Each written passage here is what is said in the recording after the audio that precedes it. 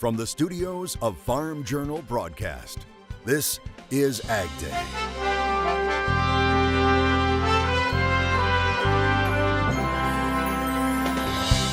Coming up today on AgDay, we put the snow and cold behind us for a short trip on an unusual boat. Well, it's more than just soybean producers feeling the effects of the trade war. Sorghum producers also lost their top export customer. We'll tell you why the National Sorghum Producers still supports the administration's fight for fair and free trade within reason. And a big day for agriculture on Capitol Hill as leaders talk about the farm economy and trade. We are making real progress. AgDay, presented by the all-new Chevy Silverado, the strongest, most advanced Silverado ever. Good morning, I'm Betsy Gibbon. Clinton is on assignment. A handful of President Trump's key cabinet officials testifying in what was a busy day on Capitol Hill, answering questions on tariffs, trade, and farm income. Ag Secretary Sonny Perdue testifying to the House Ag Committee on the state of the rural economy. Perdue recognizing the hardships in farm country, saying, quote, "We know it's tough out there," yet expecting more profits in 2019 due to the potential trade deals and new farm bill. We are projecting, USDA and our economists are projecting a net farm income of $77.6 billion. That is an increase from last year, not including the market facilitation program, but it remains to be seen. Lawmakers also asking the Ag Secretary for answers to trade and tariffs. One representative asking the status on USMCA between the U.S., Canada, and Mexico, and when 232 tariffs will be lifted. And we're advocating to the administration to do that. Certainly the president has responsibility for the whole economy. He began the 232 investigation, demonstrated a weakness in our steel and aluminum sector, and the potential for losing. But the 80% target date on aluminum said that's been met. Yes, sir. And I think what we're moving toward is a resolution over the tariffs, possibly to be replaced by reasonable quotas. The secretary not giving a ballpark time frame of when the 232 tariffs may be lifted. U.S. Trade Representative Robert Lighthizer also talking to members of Congress, giving members of the House Ways and Means Committee an update on trade talks with China, saying much remains to be done in order to get a trade deal. But also saying real progress is being made towards getting a deal. He told committee members the administration is pressing for significant structural changes, especially when it comes to issues of intellectual property rights and technology transfers. He says the issues between the two countries are too serious to be resolved with promises of additional purchases. If we can complete this effort, and again I say if, and can reach a satisfactory solution to the all-important outstanding issue of enforceability, as well as some other concerns, we might be able to have an agreement that helps us turn the corner in our economic relationship with China. Lighthizer says an agreement won't need congressional approval because it is an executive accord.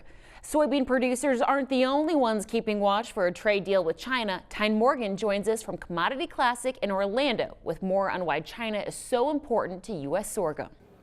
Thanks so much. Yeah, here at Commodity Classic, a lot of talk about China, just like we've had on the show now since last summer. And last year at this time, I sat here at Commodity Classic speaking to this man, Tim Lust, CEO of National Sorghum Producers, about China. Tim, you were in the middle of an anti-dumping case with China that has since been resolved. But as you reflect back, that anti-dumping case, do you feel like it was politically charged? Absolutely. We knew at the time that it probably wasn't about sorghum. It was probably about products of like size and situations going on between the two governments. And so, unfortunately, we were kind of the tip of the spear. We learned a lot about international trade law. We learned a lot about our industry. We learned a lot about anti-dumping and countervailing duty cases, and that cost a lot of money and a lot of time. But at the end of the day, the reality is we have two largest economies in the world that are trying to work out some problems, and at the end of the day, we need a deal for our growers to be able to meet the demands of a lot of our customers in China. So even when that case was resolved, which was kind of abrupt, came out of nowhere, all of a sudden China says it's been resolved, they're dropping the case. After that happened, did China come to the market and start buying U.S. sorghum? You know, not really. They bought one boat and then it all shut off again, and to this day still has. And you know, I think that's pretty typical for all commodities, and maybe other than soybeans and some of the recent announcements. So, you know, I think the reality is until a deal is done, we probably won't trade. I think from our industry standpoint, the positive part of it is that we've got a lot of Chinese buyers in the country. We've had a lot of dialogue back and forth, particularly the last month. And I think just as soon as an announcement is made, we will certainly see an opportunity to trade back into China. We're certainly very hopeful that as a deal is done, that, you know, there's a meaningful tie for sorghum in that deal as well. You know, there's big talk about one or two commodities, but the reality is there's 20 or 30 commodities that really matter, and often, you know, sorghum is $1 billion. If you look at the last 5 years, about a $1.2 billion average trade with China over the last 5 years, so certainly a very significant trade. We'll continue to follow this during Commodity Classic, plus look at some opportunities. At the glass half full approach, we'll look at some of those with commodity organizations right here from Commodity Classic. Reporting from Orlando, Florida, I'm Tyne Morgan for AgDay. Besides China, work continues on the new U.S.-Mexico-Canada agreement. Senate Finance Committee Chairman Republican Chuck Grassley saying in order for ratification, tariffs on steel and aluminum placed on Mexico and Canada must be removed. Canada has threatened in the past not to ratify it if those tariffs are not removed. And Mexico officials say it needs to be solved in the next few weeks in order for the ratification process to start in earnest. While at Commodity Classic this week, we spoke with John Doggett of the National Corn Growers Association. He says his organization is working to break U.S. ethanol into the Mexican market. But he says the rhetoric against the people of Mexico is hurting trade relations. And with the tariffs in place, it affects the ability to ratify the USMCA deal in Congress. It's a long ways away from being ready for ratification. We have to work this. This is not our biggest legislative priority this year. It's our only legislative priority this year. We absolutely have to have this done. If it fails and the president withdraws from NAFTA, then we're in a world of hurt. The U.S. Dairy Export Council also at Commodity Classic and pushing for passage of USMCA. Tom Vilsack telling us no one is confident if the vote were to be taken today in Congress that it would pass. He says the U.S. dairy market has been hurt to some extent with tariffs to Mexico and China. I think we've been able to maintain market share, but the question would be whether we would have grown it by a greater amount. That is certainly true in Mexico, but it is absolutely undeniably true with China. We would have seen significantly greater sales in China, but for the retaliatory tariffs. Vilsack says Canada, Mexico, and White House officials have all expressed optimism about USMCA recently, and he hopes we're just a couple of weeks away from getting the issue resolved. The world's 11th largest lake now has its own Bill of Rights. People in Toledo have approved a plan to provide extra protections for Lake Erie. The plan allows any citizen to sue anyone who causes harm to the lake's ecosystem. It's estimated the lake provides drinking water to 12 million people in the U.S. and Canada. The Ohio Farm Bureau does not support the plan. In a statement, it said it's concerned farmers, taxpayers, and businesses will face the prospects of costly legal bills, fighting over a measure it says will be found unconstitutional and unenforceable.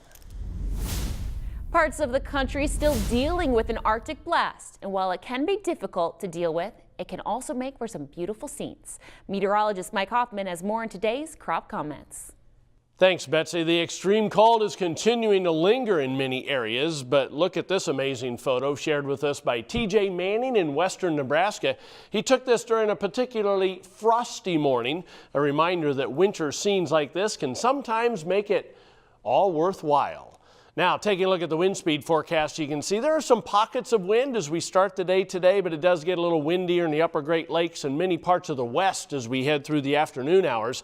And then tonight things calm down somewhat, although a storm system moving into the northern plains will have increasing winds tomorrow, as well as some of the eastern portions of the Rockies.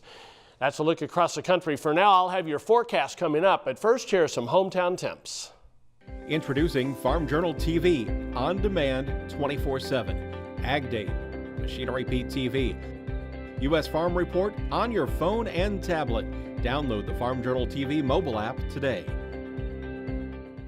What will it take to make corn prices climb this year? We talk supply and demand coming up.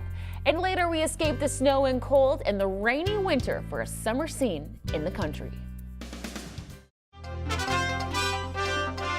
How did the markets close midweek? Let's head down to the CME floor to find out.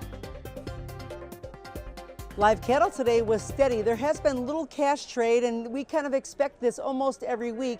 Even though we've gotten to Wednesday, normally we get a little bit of an idea of where it's going to go to the end of the week. We did create new highs, and they continue as the futures remained in that uptrend. This level looks like it will hold to the end of the month, so we're going to wait and see if tomorrow, as the last day of the month, we're going to have any more follow-through buying. The feeders were also firm. Beef value is on the rise, and so that creates a little bit more of an uptick and some underpinning of the futures. Hogs were mixed today. It seems that there's a possible trade deal is sparking a little bit of optimism. It's on the cusp of this deal that the market is trying to create a bottom of the market. Hopefully, the U.S.-China deal will have some positive impact on the pork industry, which they're absolutely looking to try to gain some strength. That's all from the floor at the CME Group. Here in Chicago, I'm Virginia McGathy. What could a deal with China mean for corn prices? Tyne Morgan talks demand and supply. Here now with Doug Worling of Bauer Trading. You know, Doug, when you talk about these negotiations that's going on with China, so much has been about soybeans, right? That's been in every headline. Doesn't matter where you read it, soybeans is mentioned. What hadn't really been mentioned is corn until last week, until we saw possibly China say we may take more U.S. corn. If that would happen, I mean, is that priced into the market right now, or do you think we could see these prices kind of explode? Well, the market's taking the stance of talk is cheap. You know, so, I mean, yeah, they kind of react a little bit to that news overnight here and there, but they don't make big moves off of it. If it would come to the forefront, it has to be a significant amount, much more than anybody's ever thinking. And maybe you could see some narrowing in the spreads. Maybe you'll see a little basis improvement. But there again, I mean, once you hit a certain price on the board, you know, that $3.90 to $4 range, everybody and their grandma is going to be selling corn to get money put in their pocket, because revenues right now for this year are going to end up being better compared to what we did last year, but there's a lot of carryover. So there's a lot of stuff sitting around. I mean, you could get some better prices. And then I guess what I'm saying is, until we get rid of this whole China, you know, gray cloud over the entire markets, supply and demand necessarily don't carry the weight they used to, weather doesn't. You're just stuck in purgatory right now. But if we do get this behind us and we do see some type of deal in place, considering kind of the tighter carryover situation that we have in corn compared to soybeans, do you think that just even any little bit of new demand, whether it be from China, whether it be from somewhere else, could help support soybean prices corn prices in 2019? Yes. I mean, short answer, yes. But how much? It would support it. It could probably add a little bit of value, maybe, you know, 10, 20 cents max, depending on what happens with our spring planting and growing season then. So possibly not that much. Correct. And it's been so frustrating. Well, that's better than nothing. I mean, it is better than nothing, but it's been so frustrating. We've been stuck in a 10-cent range forever. Correct. So what is it going to take to push through that? Is it not China? That has to get out of the way, and we have to normalize, and we have to have some sort of a supply reduction bigger than what we saw here last year. And could that maybe come from acreage? It could a little bit in growing season, but you know, things are set up for the prices to be good, not phenomenal. Right. All right. Doug, thank you so much for joining us. Let's take a quick break right here on Ag Day, and then we'll have a check of weather. For a free 2-week trial to Jim's daily global market letter, call Bauer Trading toll free at 1-800-533-8045.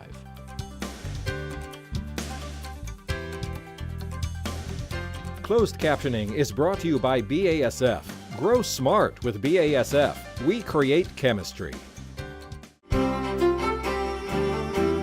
Welcome back to Ag Day with meteorologist Mike Hoffman. Mike, we talk a lot about the Midwest, but California has just received so much rain. When do you anticipate that stopping? Yeah, in mountain snow. These storms just keep rolling in off the Pacific, and I really don't see an end to it quite yet. And in fact, you can see two more affecting the West Coast right now. One is already inland, the other one off the Pacific Northwest, and there's another one coming kind of from the southwest out of the Central Pacific. Farther east, we do have a storm system moving through the lower Mississippi Valley, northern fringes of that. through parts of Missouri into the Ohio Valley, some freezing rain and sleet mixed in. High pressure, though, very cold high pressure for this time of the year, dominating the upper Midwest through the northeastern parts of the country. You can see as we head through the day today, that southern system is mainly rain. It's really the northern fringes and some of the higher elevations of the central Appalachians that have to worry about any of the frozen variety of precipitation. Otherwise, high pressure near Chicago as we head through the end of the day today. First storm system, snow into the northern and central Rockies. Second one, putting down some more rain into northern California as well as western Oregon, and of course that's snow in the higher elevations. Heading into the day tomorrow as we get closer to the weekend, high pressure over the eastern Great Lakes, storm system with rain and snow on the northern fringes of it. Along the mid-Atlantic states, parts of the Dakotas, South Dakota, North Dakota, and Minnesota getting some snow out of that storm system. And yeah, there comes that next storm as we head through the day tomorrow into the afternoon. This may be a big weather maker over the weekend for many of the folks once again in California. Now let's take a look at snowfall estimates over the past 24 hours. We've seen some in the eastern lakes into southern New England, some more in the northwestern portions of the country and the northern Rockies. Adding in the next 36 hours, we'll see a streak of snow to the north of the I-80 corridor, closer to I-90 across South Dakota into southern Minnesota. Also a little bit there in the mid-Atlantic states around the nation's capital. As far as rainfall is concerned, you can see some areas, including the southeast, have gotten some rain. Adding in the next 36, a lot of it's going to be through the southeast, and of course that's snow, but melted down. It'll be a little bit of moisture once it does melt. Temperatures this afternoon, teens to the north, 70s along the Gulf Coast, so still that big difference in temperatures from north to south. We'll continue with that with single digits in the northern plains tonight, and tomorrow afternoon still 70s along the Gulf Coast. Everybody else, though, pretty much cold for this time of the year, and the jet stream shows that. This is a cold mass of air coming in for the end of the week, into the weekend. This goes all the way into the southeast, and then it warms up pretty quickly behind it, pretty similar to the polar vortex in January. That's a look across the country. Now let's take a look at some local forecasts. First of all, for Austin, Nevada today, cloudy with just a bit of rain and snow around, high of 44 degrees. Alexandria, Louisiana, rain and a heavy thunderstorm likely, high 67. And State College, PA, partly sunny, the afternoon high around 33. Coming up, we look into what's weighing on the cattle market right now, including some price predictions for the future. Next. Drover's Report is brought to you by Beringer Ingelheim. They understand that when you put cattle first, it naturally leads to doing the right things.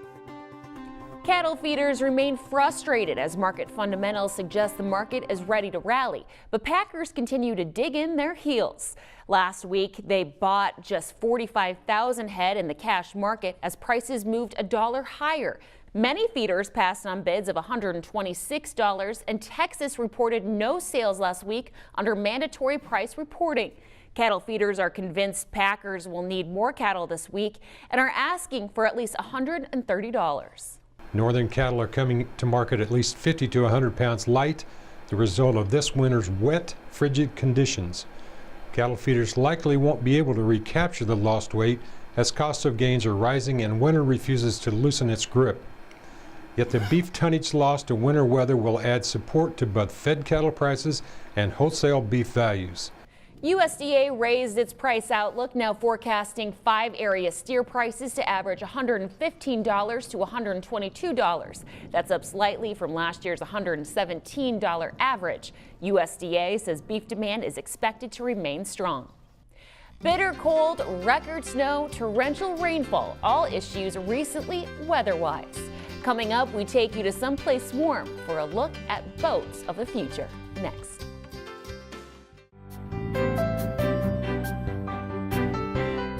We know many of you have been keeping close to home, contained by the wild winter weather, but here are some scenes to help you feel the warmth of summer. Thousands of people are taking part in the week-long Dubai International Boat Show, and every kind of boat you can imagine is on display, from glamorous super yachts and speedboats to a flying yacht. That's its nickname anyway, with 2 V8 diesel engines, each at 370 horsepower, a full carbon fiber body, and a hydrofoiling system. The boat is able to fly about 4 feet above the water and reach high speeds of about 45 miles an hour. It costs about $870,000. And already the company that makes it says it has 15 orders. Maybe you'll see it someday on your favorite lake. Well, that's all the time we have this morning. We're glad you tuned in. For all of us here at AgDay, I'm Betsy Gibbon. Have a great day.